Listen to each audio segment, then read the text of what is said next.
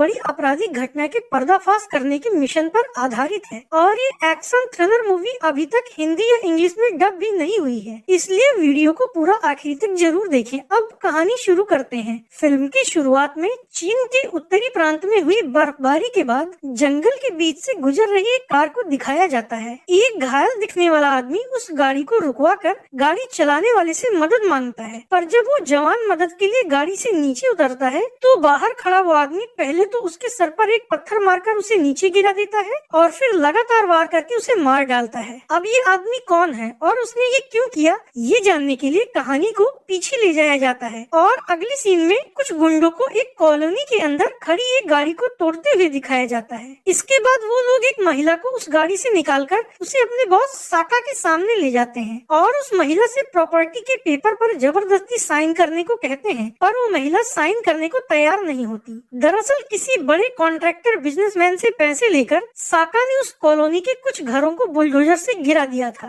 और उन लोगों से जबरदस्ती प्रॉपर्टी के पेपर पर साइन करवा रहा था ताकि वहाँ की जमीन कब्जा कर सके, पर कॉलोनी के कई लोग उसका विरोध कर रहे होते हैं और पेपर पर साइन नहीं करते, इसलिए साका अपने आदमियों से उन लोगों पर बुलडोजर चढ़ा देने को कहता है। पर तभी पुलिस के खुफिया विभाग का ऑफिसर झाओ अपने जूनियर ताओ के साथ वहाँ पहुँच जाता है। पुलिस को वहाँ देखकर साका और उसके आदमी वहाँ से भागने की कोशिश करते हैं। झाओ और उसकी टीम उन लोगों का पीछा करती है और एक एक करके उसके आदमियों को पकड़ लेती है। इस दौरान बचने की कोशिश में एक छज्जे पर चढ़ गए साका को भी झाओ और ताओ मिलकर धर दबोचते हैं और फिर उसे पुलिस स्टेशन ले जाते हैं। वहाँ नाश्ता करते वक्त ताओ अपने सीनियर झाओ से कहता है कि साका ये नहीं कबूल कर रहा कि वो किसके लिए काम करता है। तभी वहाँ पुलिस कमिश्नर लियो आ जाते हैं। वो ऑफिसर झाओ और उसकी टीम से कहते हैं कि हमारी जानकारी के अनुसार साका वांग नाम के किसी बिजनेसमैन के लिए काम करता है जो अपने धंधे की आड़ में ऐसे कुछ कामों को अंजाम दे रहा है जिससे हमारे डिपार्टमेंट की छवि खराब हो रही है। अगले सीन में उस बिजनेसमैन वांग को दिखाया जाता है जहाँ उसके अड्डे पर शान और हान नाम के दो बिजनेसमैन भाई उससे मिलने आते हैं। वो दोनों वांग से एक बिजनेस कॉन्ट्रैक्ट की डील करना चाहते हैं, पर बात नहीं बनती और वांग उन्हें मना कर देता है, जिससे दोनों भाइयों और वांग के बीच विवाद शुरू हो जाता है। लेकिन इससे पहले कि मामला और बिगड़ता,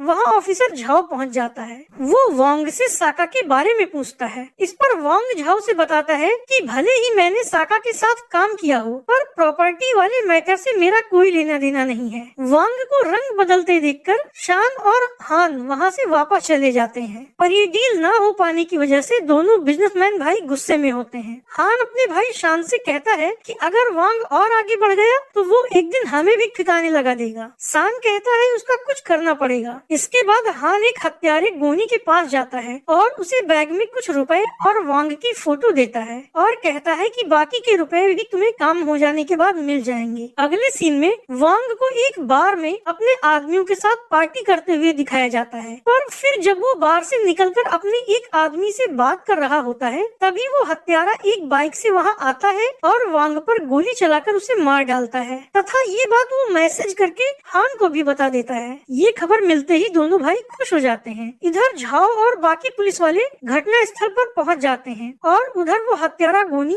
सबूत मिटाने के लिए उस बाइक को जला देता है। इस घटना को लेकर पुलिस कमिश्नर लियो झाओ और ताओ पर बहुत नाराज होते हैं और कहते हैं कि पहले क्या हमारे डिपार्टमेंट की कम बदनामी हो रही थी, जो अब ये एक और कांड हो गया। झाओ कहता है हमने मामले की जांच शुरू कर दी है। इस पर कमिश्नर कहता है कि कैसे भी करके तुम लोगों को 72 घंटे के अंदर ये केस सुलझाना होगा। अगली सीन में झाओ और ताओ वांग की पत्नी टीना से पूछताछ करने उसकी फ्लावर शॉप पर जाते हैं। झाओ टीना से पूछता है तुम्हारे पति वांग के साथ तुम्हारा रिश्ता कैसा चल रहा था। टीना बताती है हम दोनों के बीच रिश्ता ठीक नहीं था। इस पर झाओ कहता है तुम्हारे अलावा वांग का और कोई रिश्तेदार भी नहीं है, इसलिए उसके मरने पर पत्नी होने के नाते सारी प्रॉपर्टी तुम्हारी हो जाएगी। तो क्या तुमने उसकी हत्या कराई है? टीना कहती है नहीं, मेरा वांग की हत्या से कोई लेना देना नहीं है, क्योंकि वो मेरे पास कम ही आता था और जब आता भी था तो मुझे मारता पीटता था। तो अब ये दोनों यहाँ से शान और हान से पूछताछ करने जाते हैं, पर वो दोनों कहते हैं कि वांग के साथ हम लोगों ने कई बार कंस्ट्रक्शन का काम किया है, पर उसकी हत्या के बारे में हमें कुछ भी नहीं पता और न ही उससे हमारी कोई दुश्मनी थी। अब यहाँ से भी कोई जानकारी न मिलने पर ये दोनों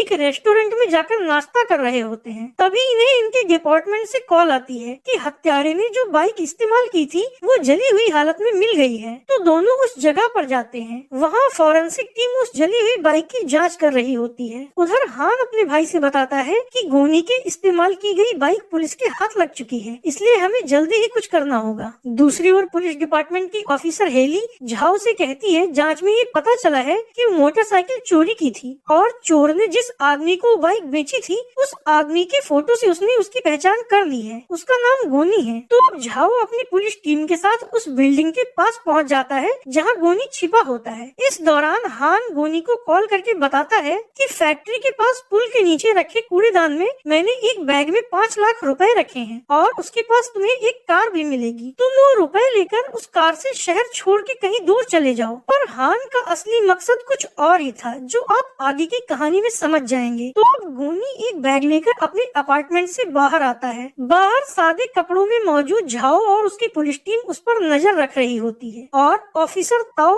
और हेली उसका पीछा करते हैं। कुछ दूर चलकर गोनी पुराने पुल के नीचे रखे कूड़ेदान के अंदर से पैसों भरा बैग और उस कार की चाबी उठा लेता है। इस दौरान वहीं से थोड़ी दूरी पर शान और हान एक कार में बैठकर उसे देख रहे होते हैं। पीछे आ रहा ताओ जब कार पर झाओ से गोनी की ये बात बताता है तो झाओ कहता है कि इससे पहले कि वो कार लेकर निकले उसे गिरफ्तार कर दो, मैं भी बस वहाँ पहुँचने ही वाला हूँ। अब ताओ और हेली उसको पकड़ने की कोशिश करते हैं तो वो हत्यारा दोनों से भिड़ जाता है। अब तक झाओ भी अपनी टीम के साथ वहाँ पहुँच जाता है। झाओ गोनी को जमीन पे गिराकर उसे हथकड़ी पहना देता है और ताओ से कहता है इसे पुलिस स्टेशन ले चलो। इस दौरान हेली वो पैसों से भरा बैग सबूत के तौर पर रखने के लिए पुलिस की गाड़ी के पास चली जाती है और झाओ कॉल पर बात करने के लिए वहाँ से कुछ कदम दूर हट जाता है। इस बीच ताओ गोनी को अकेले पकड़कर वहाँ खड़ा होता है, लेकिन तभी वहाँ से कुछ दूरी पर गाड़ी में बैठा हान रिमोट के बटन दबाकर गोनी के पास वाली कार में ब्लास्ट कर देता है।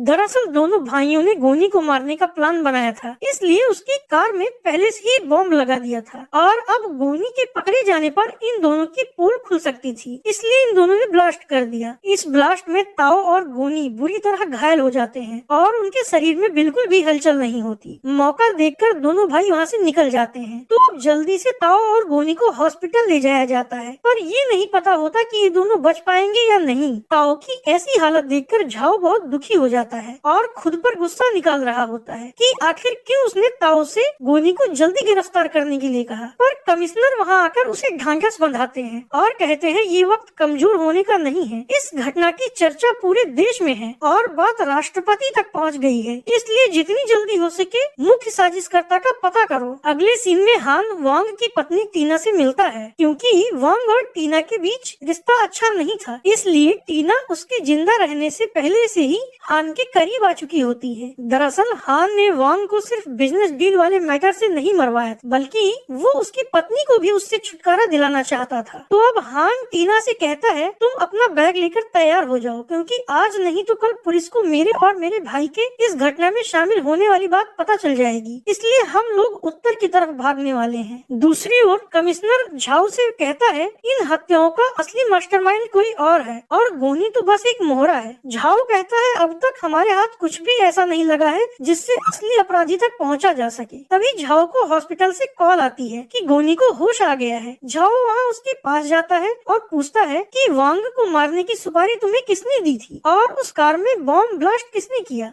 दोनों भाइयों से धोखा खा चुका गोनी झाओ को शान और हान का नाम बता देता है। दूसरी तरफ शान और उसके आदमी अपना अड्डा छोड़कर भागने से पहले वहाँ मौजूद सारे सबूत जला देते हैं और अपना जरूरी सामान लेकर एक गाड़ी में रखवा देते हैं। शान अपने लोगों से कहता है जब तक सब ठीक नहीं हो जाता तुम लोग भी कहीं छुप जाओ या दूर निकल जाओ। अब इससे पहले कि शान और बाकी लोग वहाँ से निकलते झाओ अपनी पुलिस टीम के साथ वहाँ पहुँच जाता है, जिससे उन दोनों भाइयों और उनके आदमियों में भगदड़ मच जाती है। लेकिन भागने की कोशिश कर रहे उनमें से कई लोगों को पुलिस पकड़ लेती है। इस दौरान झाओ शान और हान का पीछा करता है। बचने की कोशिश में भाग रहे इन लोगों में से हान और उसका मैनेजर तो बाउंड्री की दीवार कूदकर उस पार चले जाते हैं, पर शान पर बंदूक तानकर झाओ उसे रोक लेता है। तो खुद को बचाने के लिए शान झाओ से भिड़ जाता है। अब दोनों में लड़ाई शुरू हो जाती है और दोनों एक दूसरे को गिराने पर लगे होते हैं, जिसमें कभी झाओ शान पर हावी हो जाता है तो कभी शान झाओ पर भारी पड़ रहा होता है। आखिरकार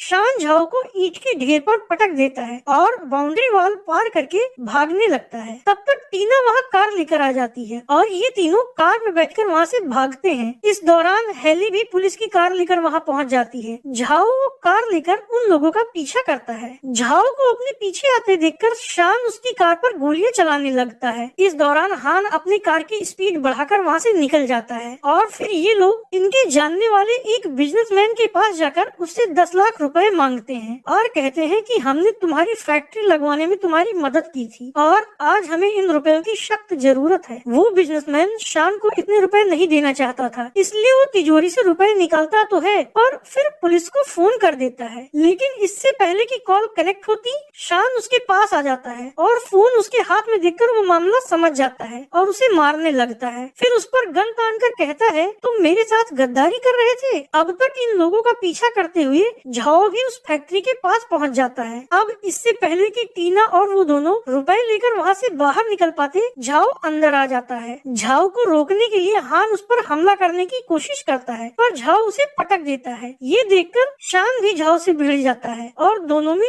जोरदार लड़ाई शुरू हो जाती है। दोनों एक दूसरे से जी जान लगाकर लड़ते हैं। इस दौरान हान पीछे से आकर झाओ के हाथ में चाकू घुसा देता है पर झाओ उसे लात मारकर पीछे ढकेल देता है, जिससे हान के कंधे के पास एक सरिया घुस जाता है और वो जख्मी होकर गिर जाता है। तो अब टीना उसे उठाकर एक कार के अंदर ले जाती है। इधर झाओ को हार न मानता देखकर शान उसे बिजली के झटके देने लगता है, जिससे झाओ नीचे गिर जाता है। फिर शान भी बाहर आकर उस कार में बैठकर वहाँ से निकल जाता है, जबकि उसका मैनेजर वहीं रुक जाता है। अब खुद को संभाल कर जब झाओ बाहर निकलता है तो शान का मैनेजर उसे हथौड़े से मारने दौड़ता है पर वहाँ मौजूद बिजनेसमैन लोहे का एक टुकड़ा मारकर मैनेजर को नीचे गिरा देता है। इसके बाद झाओ वहाँ से एक 3 व्हीलर लेकर उन लोगों का पीछा करने फिर से निकल पड़ता है। उधर शान अपने लोगों के साथ उत्तर की ओर जा रहा होता है, जहाँ भारी बर्फबारी हुई होती है। पर हान के जख्म साफ करने के लिए वो लोग रास्ते में पड़ने वाले एक घर के पास रुकते हैं। वीरान इलाके में बने उस घर में सिर्फ एक अधेड़ उम्र का आदमी मौजूद होता है। शान बंदूक दिखाकर उसे उसके घर से बाहर निकाल देता है और टीना से कहता है तुम अंदर जाकर हान के घाव साफ करके उस पर कुछ बांध दो। टीना हान को अंदर ले जाकर उसके घाव साफ करने लगती है पर जख्म काफी गहरे होते हैं। इस दौरान शान उस आदमी को बंदूक का डर दिखाकर बाहर ही बिठाए रहता है। घर के अंदर घाव साफ करते हुए टीना हान से कहती है मैं तुमसे प्यार करती हूँ और तुम्हारा साथ कभी नहीं छोड़ूंगी, क्योंकि जब मेरा पति वांग मुझे मारता था तुम ही थे जो मेरी मदद करते थे। अब तक झाओ भी बर्फ पर बने कार के पहियों के निशान का पीछा करते हुए उस इलाके के करीब पहुंचने वाला होता है। इधर ज्यादा वक्त लगता देखकर शान उस आदमी को घर के अंदर ले जाता है और उसका हाथ बांधकर हान से कहता है मुझे तुम्हारे जख्म की मरहम पट्टी के लिए कोई डॉक्टर लाना होगा। इसलिए वो हान को एक बंदूक पकड़ाकर टीना के साथ कार में बैठकर वहाँ से निकल पड़ता है। रास्ते में टीना शान से कहती है तुम उत्तर की तरफ क्यों चल रहे हो, तुम तो दूसरी तरफ से किसी डॉक्टर को लाने चल रहे थे ना। शान उससे कहता है चुपचाप बैठी रहो। अब टीना समझ जाती है कि हान अपने भाई को इस हालत में छोड़कर भाग रहा है, इसलिए वो उस पर भड़क जाती है और गन तानकर उसे कार रोकने को कहती है। शान कार रोक देता है और उससे कहता है तुम्हें क्या लगता है इस हाल में क्या वो बच पाएगा, और फिर वो उसे कार से उतारकर खुद उत्तर की ओर आगे बढ़ जाता है। इधर झाओ उस घर तक पहुंच जाता है। फिर जब वो घर के अंदर घुसने लगता है तो हान उस पर गोली चलाता है पर झाओ उसकी गोली से बचकर फुर्ती से उसकी बंदूक छीन लेता है और उससे पूछता है तुम्हारा भाई कहाँ गया। हान कुछ भी बताने को तैयार नहीं होता पर तब तक टीना वहाँ वापस आ जाती है और कहती है इसका भाई उत्तर की ओर भाग गया है। वो हान से कहती है जिस भाई के लिए तुम अपनी जान खतरे में डाल रहे हो वो तुम्हें इस हाल में छोड़कर भाग गया। फिर वो झाओ से कहती है मैं तुम्हें सब कुछ बताने के लिए तैयार हूँ। अब झाओ कमिश्नर को कॉल करके बताता है कि जल्दी से यहाँ पुलिस की टीम और एम्बुलेंस भेजें, क्योंकि मैं शान को ढूंढने उत्तर के पहाड़ों की ओर जा रहा हूँ। इसके बाद झाओ उस आदमी को बंदूक लेकर पुलिस के आने तक हान की निगरानी करने को कहता है और वो खुद